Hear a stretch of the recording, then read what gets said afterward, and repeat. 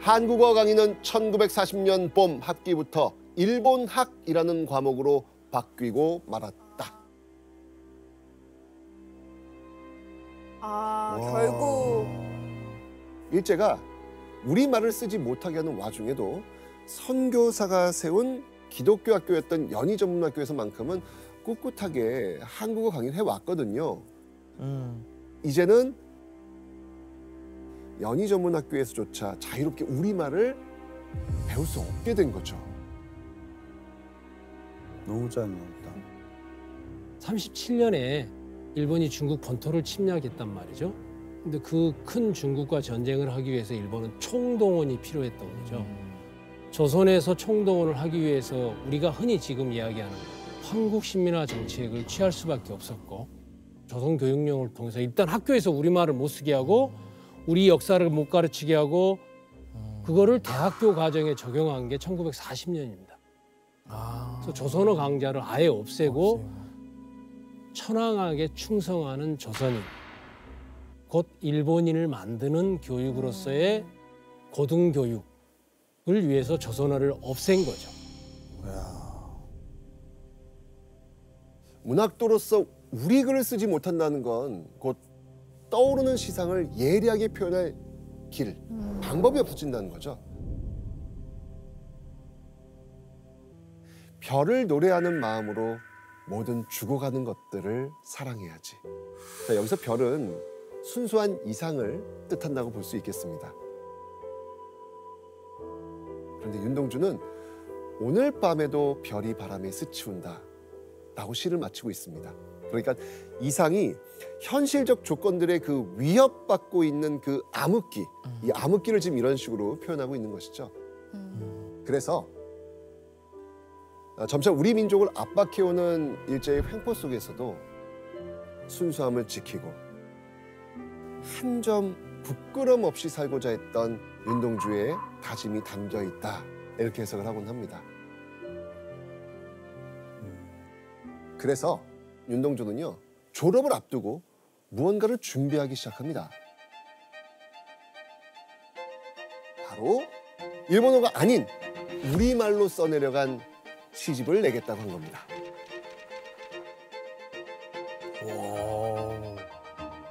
그때 만든 시집의 제목이 뭐다? 하늘과 바람과 맞습니다. 바로 별과 이겁니다. 시. 하늘과 바람과 별과 시. 한글로 된 시집을 출간하면 잡혀갈 수 있다는 걸 알면서도 윤동주가 시집 출간을 강행하려고 했던 이유가 있는데요. 진욱 씨 한번 읽어주시죠. 처음에는 시집 이름을 병원으로 붙일까 했다면서 표지에 연필로 병원이라고 써넣어 주었다.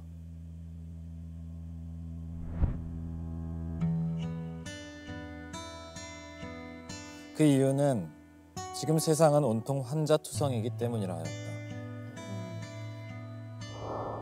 그리고 병원이란 앓는 사람을 고치는 곳이기 때문에 혹시 앓는 사람들에게 도움이 될 수 있을지도 모른다고 겸손하게 말했던 것을 기억한다.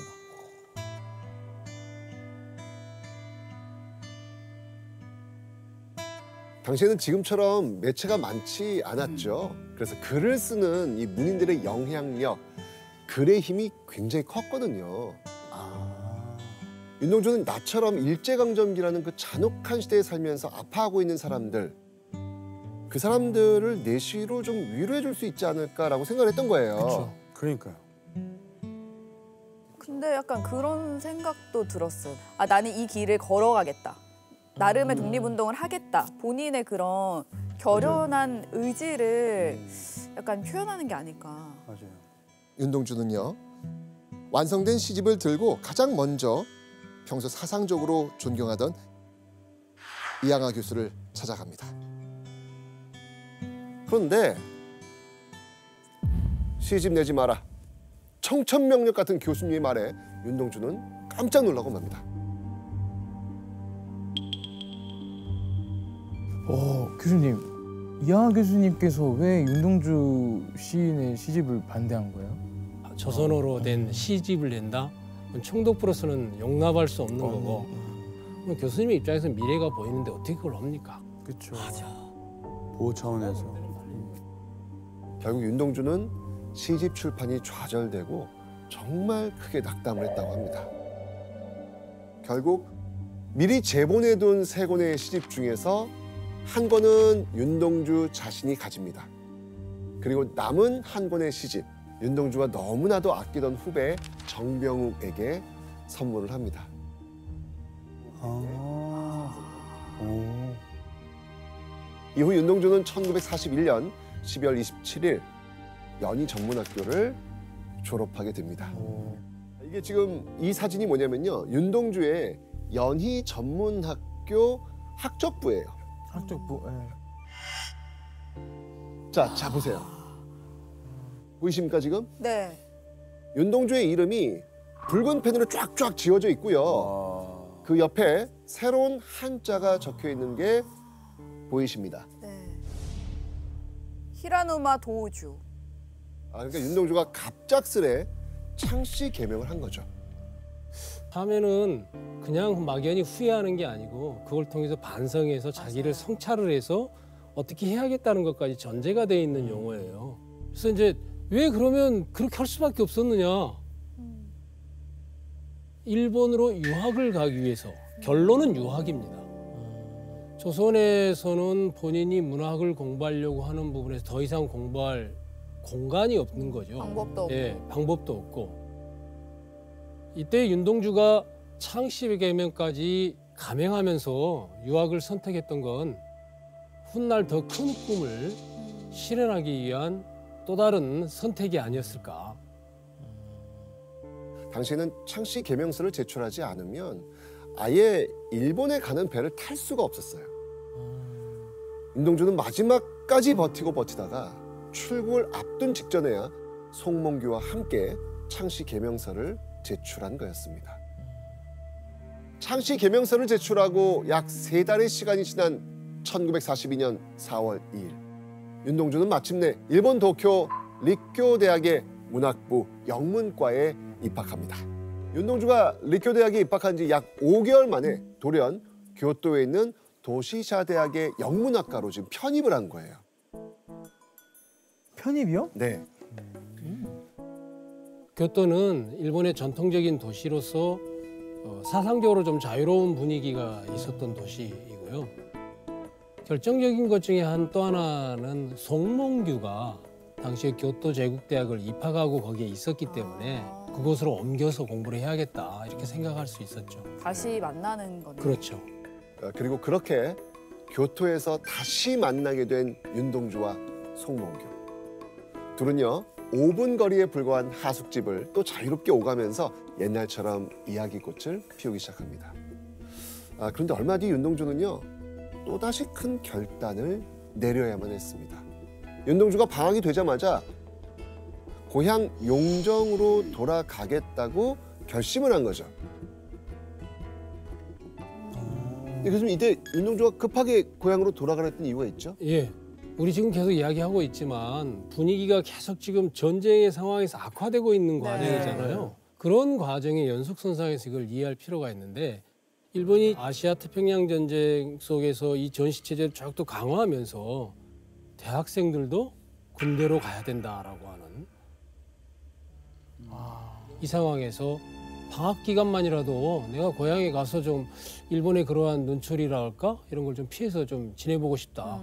이런 생각을 갖게 된 거죠. 1943년 7월 윤동주의 도착 예정일이 다가오자 이 초조해진 가족들은요. 윤동주의 여동생 윤혜원을 두만강 건너의 먼 기차역까지 마중 보냈다고 합니다. 그런데 기차역에서 기다리고 또 기다려도 오빠 윤동주가 나타나질 않는 거예요. 그런데 며칠 후 가족의 부름을 받고 집으로 돌아간 윤혜원은요. 청천벽력 같은 소식을 듣게 됩니다. 오빠 윤동주가 일본에서 일제 경찰에게 체포됐다는 겁니다. 왜요? 바로 이 사건 때문이었습니다. 조선인 학생 민족주의 그룹 사건.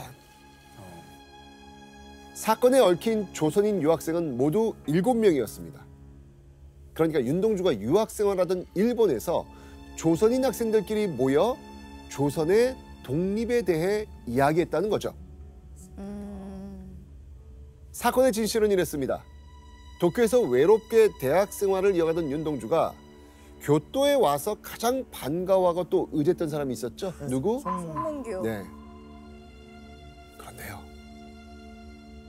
사실 이때 송명규는요. 일제 경찰의 감시 대상이었거든요.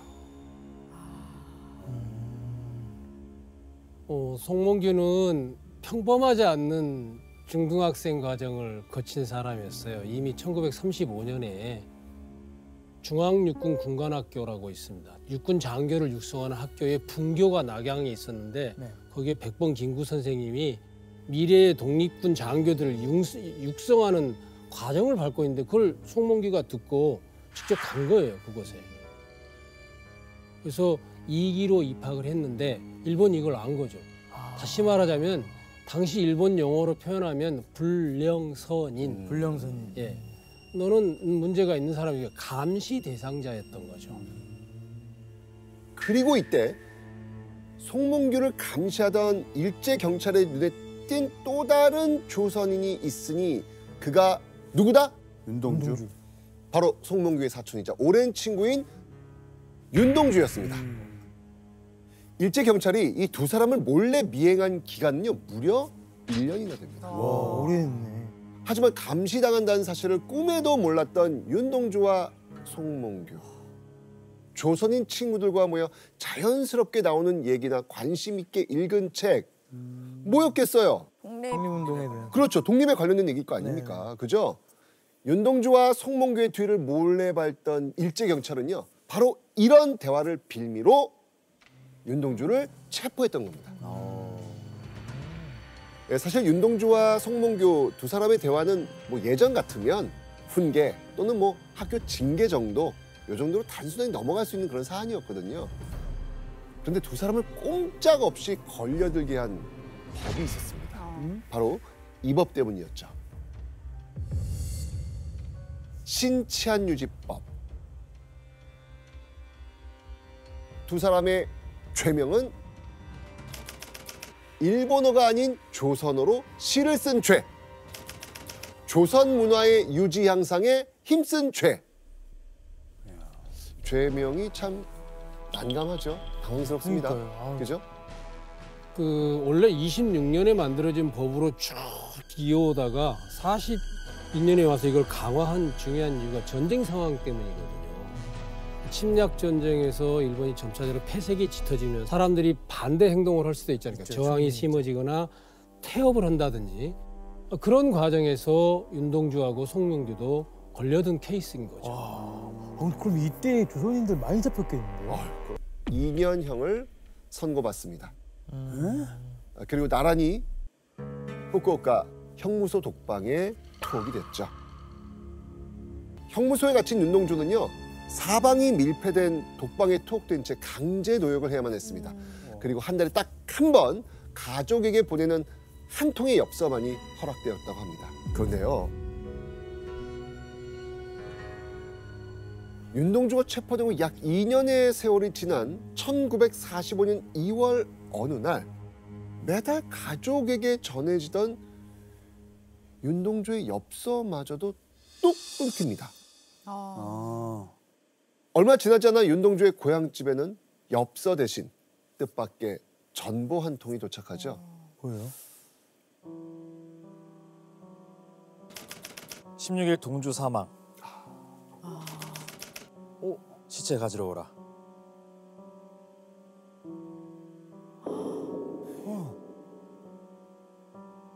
윤동주가 형무소에서 갑자기 죽었다는 충격적인 소식이었습니다. 뭐야? 와. 너무나 애통하게도 윤동주는 광복을 불과 반년 앞두고 일본 후쿠오카 형무소에서 절명합니다.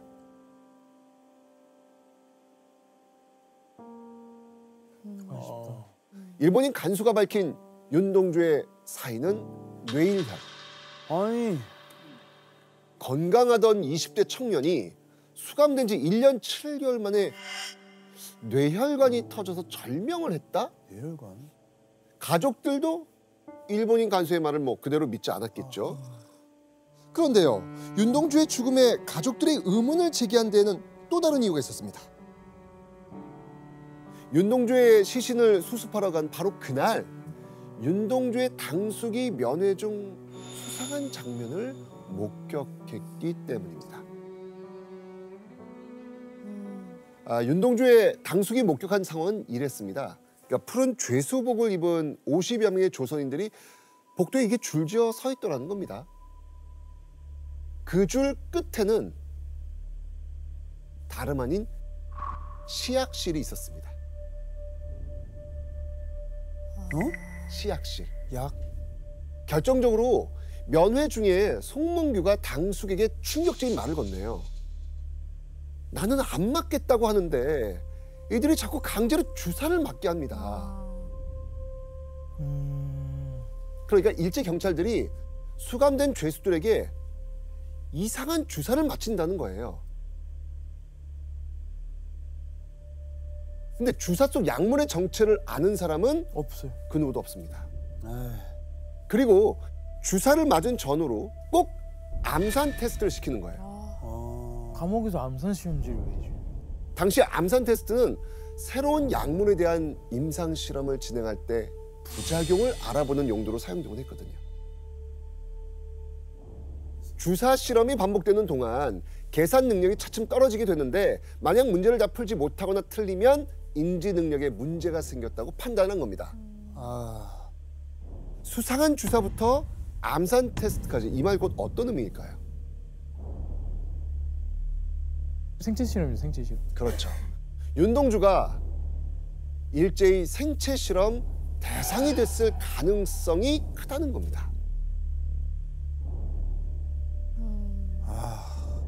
교수님, 그러면 진짜로 윤동주는 일제 생체 실험 때문에 죽은 거예요? 후쿠오카 형무소에 그 관련 물증이 현재는 남아있지 않아요. 남아있지 않겠죠. 예, 그게 소각이 됐든 아니면 의도적으로 없앴든 뭐 어떤 형태들은 남아있지 않은데 당시에 후쿠오카 형무소가 있는 그 후쿠오카에 큐슈 제국대학이 있었습니다. 근데 큐슈 제국대학은 당시에 수혈용 혈액, 전쟁 중에 부상당한 병사들에게 혈액 보급을 해줘야 되니까 미군을 대상으로 바닷물을 가지고 이거를 실험해보는 테스트를 하고 있었어요. 혹시 그러한 것과 같은 유사한 생체 실험을 후쿠오카 형무소의 조선인 죄수들을 대상으로 하지 않았을까 이렇게 추측은 하고 있죠. 윤동주가 사망하고 1개월 뒤 송몽규도 후쿠오카 형무소에서 사망합니다. 아, 똑같이요? 네. 윤동주의 사망 원인은 아직까진 시원하게 밝혀지지 않았습니다. 윤동주의 가족들은 우여곡절 끝에 윤동주의 시신은 돌려받았지만 윤동주가 가진 소지품과 글들은 일제 경찰에 압수된 채 돌려받지 못합니다. 아, 시도 다 돌려주질 않은 거예요. 안 돌려줬구나. 네. 그렇게 윤동주의 시도 세상에서 잊혀지는 듯했습니다. 그런데요, 윤동주가 사망하고 3년의 세월이 지난 뒤 고인이 된 윤동주와 유족들의 서름을 달래줄 놀라운 일이 일어납니다. 1948년 1월 30일 윤동주 시집이 발간된 겁니다. 어디서요? 어떻게? 그 시작은요, 1941년 시집 발간에 실패하면서 사라질 뻔했던 윤동주의 육필 원고가 이곳에서 기적적으로 발견되었기 때문입니다.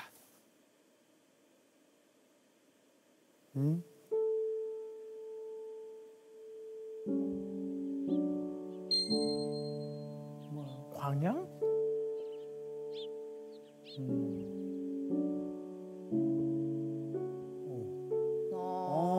우와, 숨겨져 있던 이게 거? 어떻게 된 거예요, 이게? 숨겨져 있었구나. 와. 육필 원고? 윤동주의 시집이 발견된 장소는 전라남도 광양의 한 가정집이었습니다. 자, 그런데 사라졌던 윤동주의 시집은 대체 어떻게 한반도 땅끝이나 다름없던 광양에서 발견되었을까요? 자, 여러분들 윤동주가 졸업하면서 만든 시집이 총 몇 권이라고 했죠? 3권. 맞습니다. 3권 중 1권은 자신이 가졌고요. 나머지 2권은 평소 존경하던 이항하 교수와 네. 아끼던 후배 정병옥에게 줬다고 했습니다. 윤동주에게 육필 원고를 건네받은 정병옥은요. 3년 뒤인 1944년 아시아 태평양 전쟁의 학도병으로 강제 징집되거든요. 전쟁터로 떠나기 직전 정병옥이 윤동주의 원고를 들고 집에 간 겁니다. 와. 그리고는 어머니에게 윤동주 시집을 보관해달라고 부탁을 했던 거예요. 와. 훗날 정명욱이 이렇게 말해요. 내 일평생 가장 잘한 일이 동주의 글을 지킨 것이다.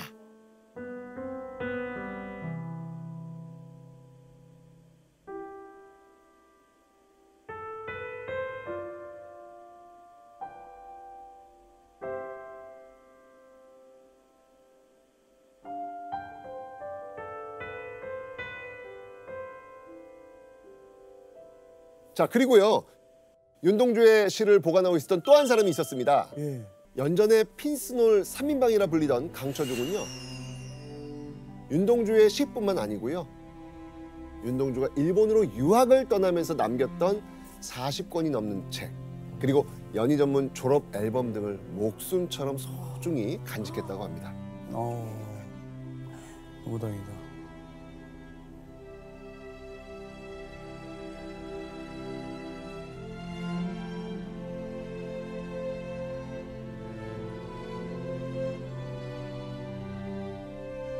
후배 정병옥이 광양 고향집에 보관했던 시 19편, 그리고 윤동주가 일본 유학 시절 친구 강처중에 보낸 시 12편, 그렇게 총 31편의 시를 엮어서 시집을 만들었던 것이죠. 하늘과 바람과 별과 별과 시. 윤동주가 연희 전문학교 시절 그토록 내고 싶어 했던 시집이 그때 어떻게 됐어요? 발간 못했잖아요. 얼마나 낙담했어요. 맞아요. 비로소 세상에 공개가 된 겁니다. 이쪽 사이드에 한 명씩 치면 될 것 같아. 망치 없어? 언니 이걸로 그냥 할까요? 도대체가 모르겠네. 재밌다. 다 쳤어? 이게 뭐야? 제 텐트요.